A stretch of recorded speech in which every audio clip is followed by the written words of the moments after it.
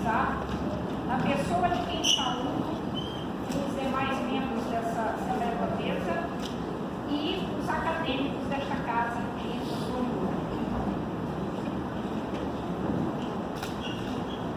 Excelentíssimo senhor Márcio Tadeu, representando o Procurador-Geral de Justiça, doutor Luiz Gonzaga, na pessoa de quem cumprimento todos os magistrados das esferas estadual e federal, membros do Ministério Público Federal, advogados, outros representantes de diversos segmentos jurídicos e, em especial, os colegas procuradores e promotores de justiça do Parquet de Imbira. Confrades do Instituto Histórico e Geográfico do Maranhão, da Academia Maranhense de Letras Jurídicas, da Academia Ludovcense de Letras e da Academia Caxiense de Letras. Estimada professora Séries Costa Fernandes, na pessoa de quem cumprimento, em especial, todas as mulheres aqui presentes. Digníssimas autoridades civis e militares, caríssimos professores, parentes de Joaquim Serra e Evandro Sarney, minha querida mãe, que hoje aniversaria, estimados familiares e amigos, senhoras e senhores, o pai nunca acha feio o que os filhos escrevem. Papai era o meu fã número 1. Apreciava como ninguém os meus versos, os meus artigos, a minha oratória. Guardava tudo que eu escrevia. Aplaudia os meus discursos sem se preocupar que eu achassem porventura desmedido. Perdoai-lhe ainda essa manifestação de amizade por mim. Quando anunciava uma conferência ou um discurso meu, não perdia. Já fatigado de sofrimento e alcançado de anos, sempre compareceu a toda a solenidade em que eu tivesse de atuar como orador. Hoje, já não tenho vivo para me estimular na luta. Desapareceu nele o meu melhor amigo e ouvinte. Que pena não poder ele continuar a me escutar nos meus versos, nas minhas locubrações, nos meus discursos. Esta narrativa o reviverá, e de tal maneira eu creio que me fortaleço em escrevê-la, certo de que morto, meu pai ainda me ouvirá. Astolfo Serra, A Vida Simples de um Professor de Aldeia, 1944. Este discurso é dedicado à memória do professor Wilson Pires Ferro, meu pai, que tinha um sonho. Também sonhei. Os sonhos são de muitas espécies. Os do tipo Martin Luther King Jr. costumam conquistar o mundo. São da mesma categoria os do tipo Orígenes Lessa, que se contrapõem à mera luta pelo feijão nosso de cada dia, e os do tipo José Chagas, que caminham devagar, não têm chegado à partida, mas nos dão a nossa medida e ainda viram poesia. Aos sonhos do tipo Jorge Luiz Borges, que viram livro, os do tipo Edgar Allan Poe, que viram pesadelo, e os do tipo Freud, sonhos de divã, que podem virar matéria de estudo. E aos do tipo tradicional, cabeça no travesseiro à noite, do tipo Lígia Fagundes Telles, em uma de suas miniaturas. Aparentemente não tem lógica, mas admiravelmente fazem todo o sentido do mundo. Tive sono e então sonhei. Não foi o sonho de uma noite de verão. No meu sonho, longo sonho, havia um trem, várias pequenas estações, outro trem, 4 grandes estações, um rio, outros rios, uma faca, um mar abraçando uma ilha e uma ilha, abre aspas, cercada de verdes campos por todos os lados, no dizer de seu filho Evandro Sarney, que nela nasceu. Eu estava em um trem, mas ainda não nascera, e soube disso porque não chorei, nem quando vi João Meireles Ferro e sua bela, Isabel, deixando a princesa do sertão onde nasceram, rumo a outras paragens. E as estações se sucederam, Codó, Rosário, Coroatá. Só o rio Itapecuru não ficou para trás. Os filhos igualmente brotaram do caminho de ferro, 4 morreram, 6 vingaram. Mas ele sonhava com o trem, era ferroviário, enquanto ela sonhava com a ilha, para os filhos poderem virar doutor. Era mãe, afinal. João, precisamos ir para São Luís, os meninos precisam se formar. Escutei ela argumentar. Homem que é homem apaixonado não aguenta muito tempo o pedido persistente de mulher, ainda mais sábia. Ou se rende, ou não sei o que faça. Ele se rendeu, mas por partes, como cabia um homem. Primeiro partiu o rapazote Wilson para a capital, onde foi recebido pelo parente respeitado, certo professor de história de nome Mário Meirelles, em cuja homenagem o ferroviário João batizara um filho menor. E o Wilson conviveu com as primas Ana e Mimi, estudou na antiga escola técnica e também virou professor de história, seguindo os trilhos do segundo pai, grande historiador destas pragas e ex-presidente desta casa. Desembarquei para o mundo na mesma estação de São Luís. Era maio. Em outubro nasceria a Universidade Federal do Maranhão. Temos praticamente a mesma idade. Embora estando numa ilha, as primeiras ondas que peguei não foram as do mar, mas as do rádio. Ouvi uma voz familiar. Era o paraense Marcos Vinícius Sérgio de Almeida, eleito por 2 vezes consecutivas rei do rádio. O célebre radialista e locutor fazia sucesso entre as mulheres, tanto pela estampa quanto pela voz. Infelizmente para as fãs, era casado com uma baixinha de olhos azuis fulgurantes, Dona Dulcília Ferreira de Almeida, ou Lulu, que enfrentara até mesmo a oposição da futura sogra, a cearense Luísa Rodrigues de Alencar Almeida, para se casar com o mancebo.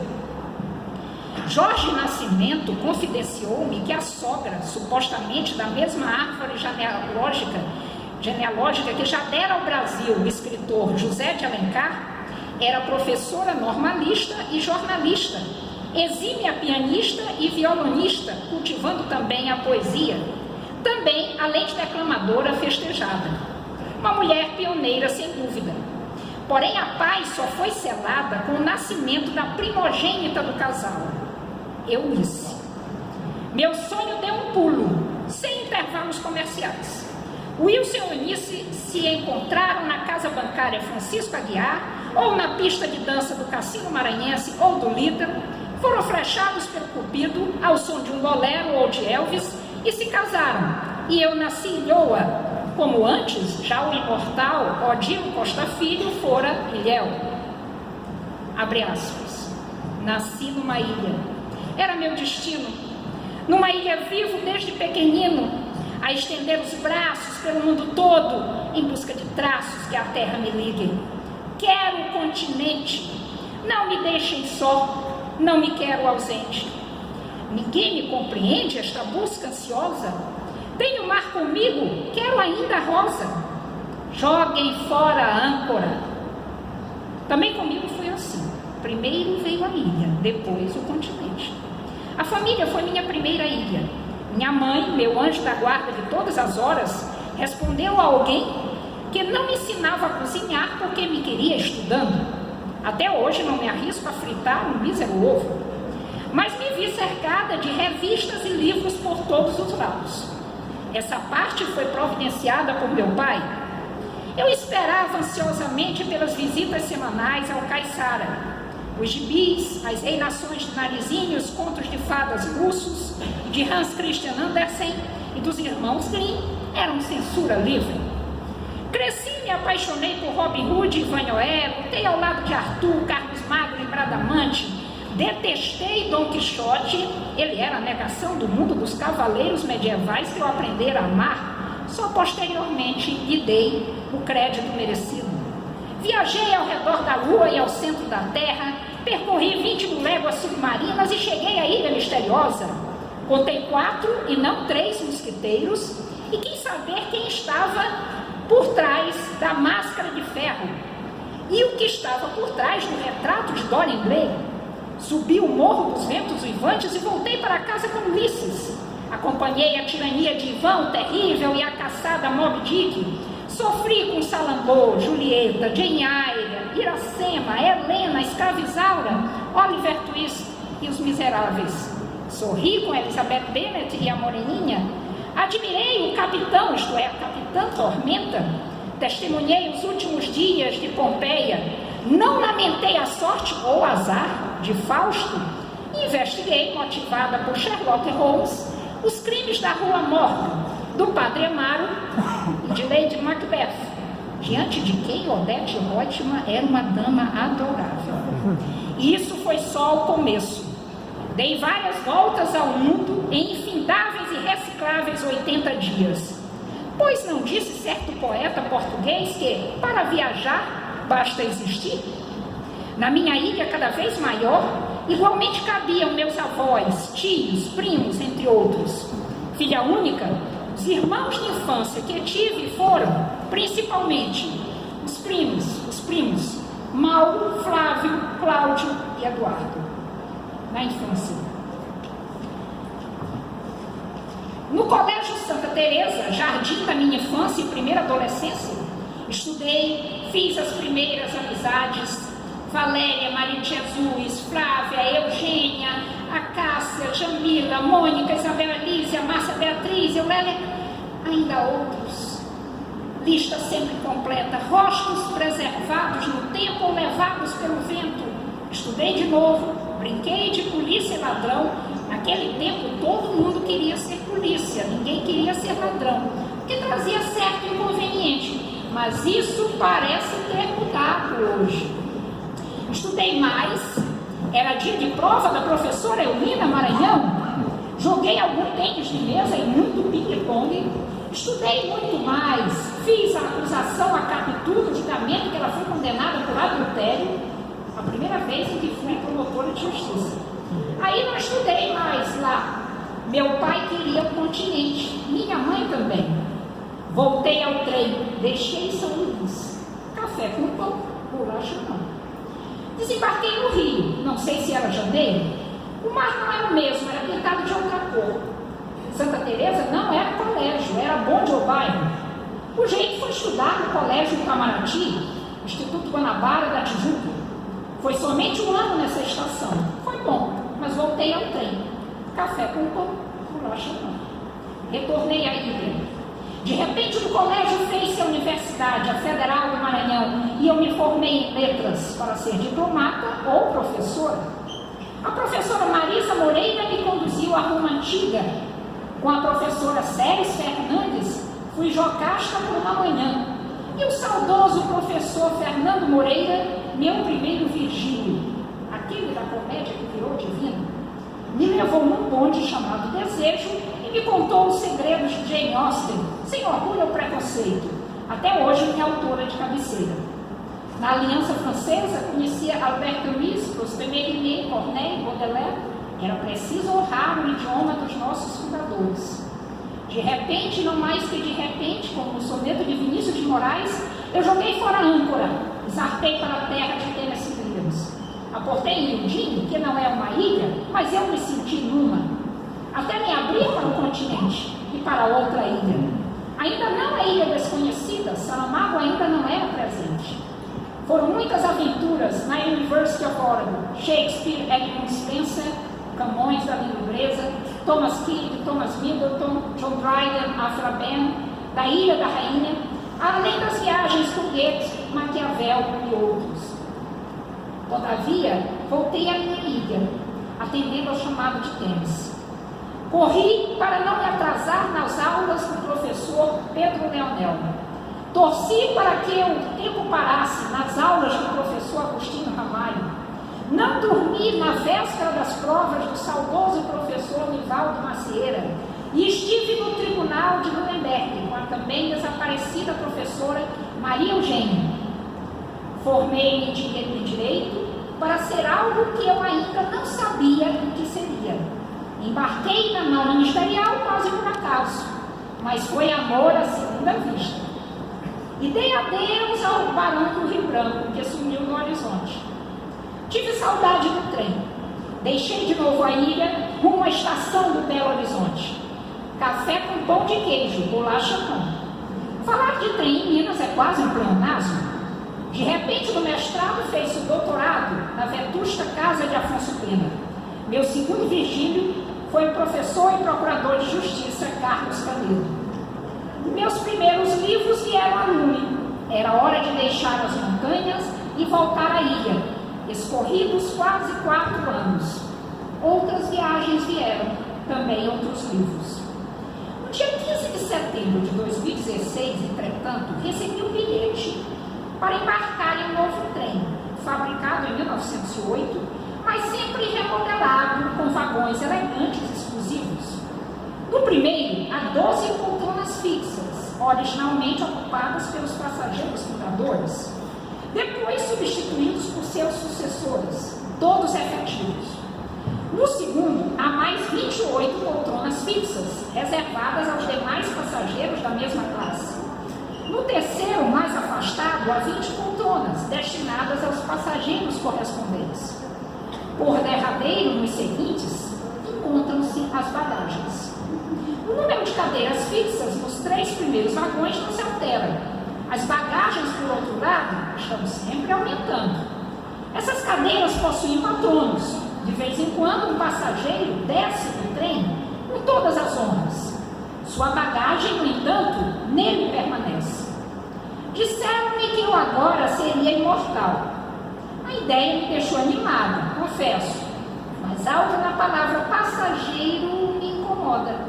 Fico com a impressão de que a única imortalidade possível está na bagagem de cada um.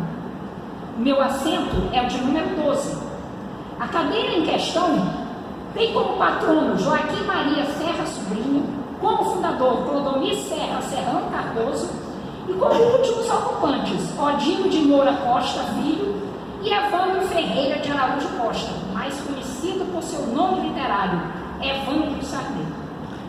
Senhoras e senhores, na data de hoje subo neste trem batizado de Academia Maranhense de Letras, ou apenas ANL, conduzido pelo competente e experiente maquinista Benedito Buzar. O trem parte. Café com pão, bolacha não. De logo ouço parte de um poema cantado com a música da tocata de Vila Lobos. Lá vai o trem sem destino, o dia novo encontrar. Correndo vai pela terra, vai pela serra, vai pelo mar. Desculpai minha ousadia. Sem dúvida, não tenho a voz de Edu Lobo para interpretar Ferreira Goulart na versão Vila Lobos ou vice-versa, porém eu sigo as instruções do poeta, desaparecido em 2016, mas bastante vivo no meu sonho. Ademais, cá para nós, soube que cantar pode dar prêmio Nobel de Literatura.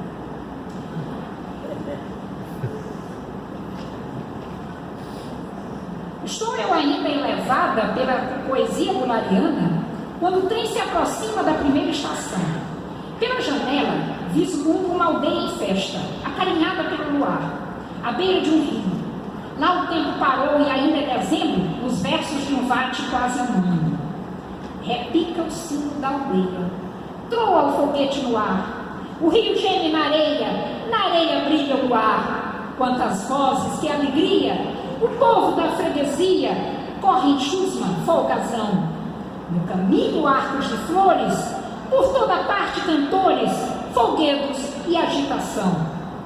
E antes que eu pergunte o motivo da agitação, vem a resposta. Por que produz tanto abalo esta festa sem rival? É hoje a missa do galo, Santa Missa do Natal. Quero ouvir o final do poema ou conversar com o poeta, mas o trem segue seu rumo e chega à estação. De repente estou no Rio, não sei se é janeiro, mas a República ainda não nasceu.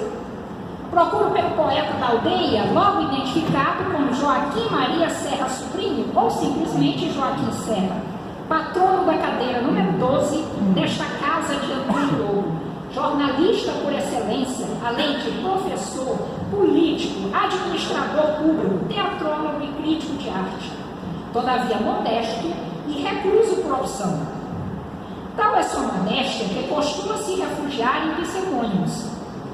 Sigo a trilha do amigo ausente, Dignopes, Max Segelich, Pietro de Castellamare e Tragaldabas, Harry Potter ainda não era nascido, que me levam a seus escritos, de páginas carregadas pelo vento ou reunidas em algumas obras: Julieta e Cecília, Mosaico, poesia traduzida, O Salto de Leucade, A Casca da Caneleira, romance marcado pela autoria coletiva, versos de Pietro de Castellamare, tradução, Um Coração de Mulher, quadros, e 60 anos de jornalismo, a imprensa no Maranhão, por Ignóbios.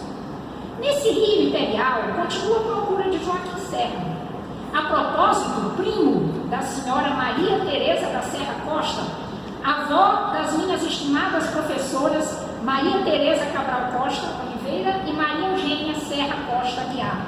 Referências inelutáveis de competência e amor ao magistério no curso de Direito da UFMA.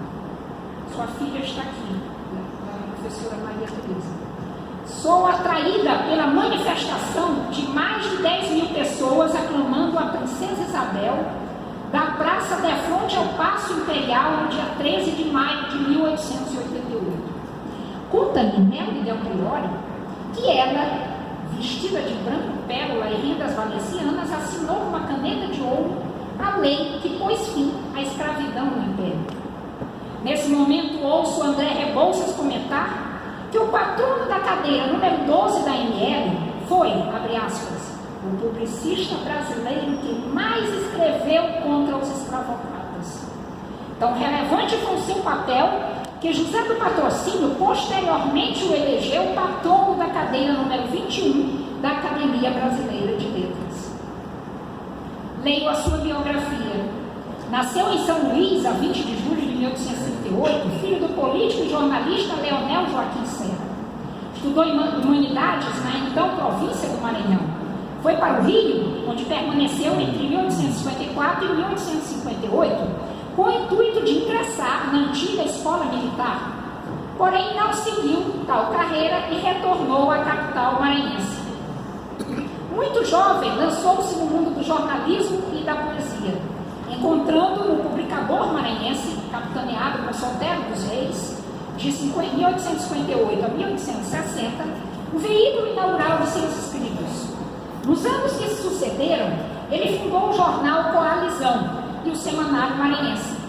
Também se dedicou ao magistério e à política, exercendo o ofício de professor de gramática e literatura no Liceu Maranhense, conquistado por concurso, o mandato de deputado provincial de 1864 a 1867 e o cargo de secretário do governo paraibano nesse mesmo período. Sua trajetória conheceu magnada quando ninguém menos do que o grande Machado de Assis, um dos fundadores da futura Academia Brasileira de Letras, o apresentou à intelectualidade da corte em crônica publicada no Diário do Rio de Janeiro em 1864, tornando-se o seu padrinho literário. 4 anos depois, Joaquim Serra estabeleceu-se no Rio, onde trabalhou nas redações de vários periódicos. Dirigiu o Diário Oficial de 1878 a 1882. Por essa época, mais exatamente de 1878 a 1881, foi deputado-geral pelo Maranhão, firmando-se, sobretudo, mas não exclusivamente, com a pena incansável de jornalista, como um dos expoentes da campanha abolicionista, que justifica plenamente o comentário de André Rebouças. Afora os artigos, seus escritos incluem poesia, ensaio, teatro, como autor e tradutor, entre outras modalidades textuais. Desafortunadamente, suas peças, pelo que é sabido, jamais foram impressas. Mas foi com o jornalismo, sem dúvida, que Joaquim Serra alcançou o reconhecimento maior da intelectualidade brasileira. Chega-me ao ouvido, pelos corredores do tempo, a observação de Nelson Werneck Sodré de que ele era, abre aspas, respeitado por seus contemporâneos como mestre do jornalismo. Também lembrada por Benedito Buzar, nosso presidente da ML, para quem, abre aspas, Joaquim Serra terá devido ao próprio jornalismo a marca efêmera da folha de jornal, a rápida passagem de seu nome pelas letras pátrias. e arremata afirmando que Joaquim Serra é, abre aspas, um dos maranhenses de maior lustre intelectual, um dos brasileiros de atuação mais intensa e polimorfa em seu tempo, hoje injusta e injustificadamente esquecido. Volto à capital do Império do Brasil. Ainda vagueio em busca de Joaquim Serra, recorro ao seu amigo, o bruxo do Cosme Velho, para conhecer de perto tão ilustre personagem. Mas já é tarde. Ele falece no Rio, terra que eu imortalizaria no panteão dos homens notáveis, apenas alguns meses após a assinatura da Lei Áurea, a 29 de outubro de 1888, no crepúsculo do Império. Diz-me Machado de Assis, alguns dias após a morte de seu muito estimado amigo, que, além de modesto, cujas ideias eram como moedas de ouro sem efígie, com o próprio e único valor do metal, já que saíam todas endossadas por pseudônimos, ele tinha a virtude do sacrifício pessoal. O bruxo do Cosme Velho lamenta contraste singular entre os méritos de Joaquim Serra e os seus destinos políticos. E o fato de que não recebeu em vida o reconhecimento popular que lhe seria devido pela sua atuação como paladino da justiça. Abre aspas, Machado de Assis. Quando chegou o dia da vitória abolicionista, todos os seus valentes companheiros de batalha citaram gloriosamente o nome de Joaquim Serra entre os discípulos da primeira hora, entre os mais extremos, fortes e devotados. Mas a multidão não o repetiu, não o conhecia. Pergunto-lhe sobre o estilo do publicista e político do Dom Vicêncio, e ele me responde que era, abre aspas, feito de simplicidade, de sagacidade, correntio, franco, fácil, jovial, sem afetação nem reticências, que não se assemelhava ao humor de Swift, que não sorri sequer, porém diversamente, que o nosso querido morto ria largamente, ria como Voltaire, com a mesma graça transparente e fina, e sem o fel de umas frases, nem a vingança cruel de outras, que compõem a ironia do velho filósofo. Embora emocionado e triste, o bruxo conclui em tom triunfal: creio que Joaquim Serra era principalmente um artista. Amava a justiça e a liberdade, pela razão de amar também o arquitrave e a coluna, por uma necessidade de estética social. Nada mais tenho a fazer nesse rio imperial. O trem apita na estação e eu parto com ele. Café com pão, bolacha não. Vou para o Distrito Federal, à procura do senador Clodomir Serra Cardoso, mais conhecido pelo nome parlamentar de Clodomir Cardoso, fundador da cadeira número 12 da ANL. A viagem é curta, nem vejo surgir o cerrado pela janela. Então me lembro de que Brasília simplesmente não existe. Ainda é um sonho a esperar a chegada de Juscelino Kubitschek ao poder. Desembarco novamente no Rio e me deixo levar pela corrente de suas ruas, até que reconheço a Gaia, saída das páginas do romance A Coroa de Areia, do imortal Josué Montello, a caminho do Senado para tentar uma entrevista com o parlamentar. Deseja pedir-lhe a intervenção em favor de seu marido João Maurício, preso por ativismo político na turbulenta década de 30. Lá ouço alguém anunciar: aqui tem a senhora, o senador Clodomir Cardoso, uma das figuras mais eminentes do Brasil em qualquer tempo, mestre de todos nós aqui no Senado. A apresentação me parece insuficiente, pois se trata de alguém que, além de destacado político, foi professor, jornalista, jurista, poeta e autor de diversos trabalhos jurídicos e literários. Recorro a seu colega José Sarney para descrevê-lo, abre aspas, com seu porte ereto, a cabeleira branca, o olhar de autoridade professoral, era tido como um dos homens que representavam, na linha da tradição, as virtudes morais dos maranhenses. Além de um dos maiores jurisconsultos do país, dotado da visão do estadista, lastreada numa grande formação cultural. Na entrevista do senador Clodomir Cardoso com a Gaia, guardo apenas uma de suas frases, que atravessou a porta que nos separava. Não traio minha consciência, isso nunca. Ela parte. E sou levado ao gabinete do senador, mas ele não está mais lá. Espero. Interesso-me pelas obras de sua autoria, caprichosamente arrumadas na estante, a grande maioria versando sobre temas jurídicos. Mas o que mais me encanta é o seu ensaio Rui Barbosa, a sua integridade moral e a unidade de sua obra, que alia a profundidade da abordagem à escolha de um ícone como objeto de estudo, publicado em 1926. Ele retorna, intimido-me a princípio com sua austeridade, porém logo a conversa flui como as águas de um rio caudaloso. Ele me fala dos seus tempos de magistrado no Pará e de promotor de justiça da comarca de Bragança e Maracanã, de prefeito em São Luís, de deputado, de seus vários livros. Pergunto-lhe sobre a sua poesia e ele se revela modesto.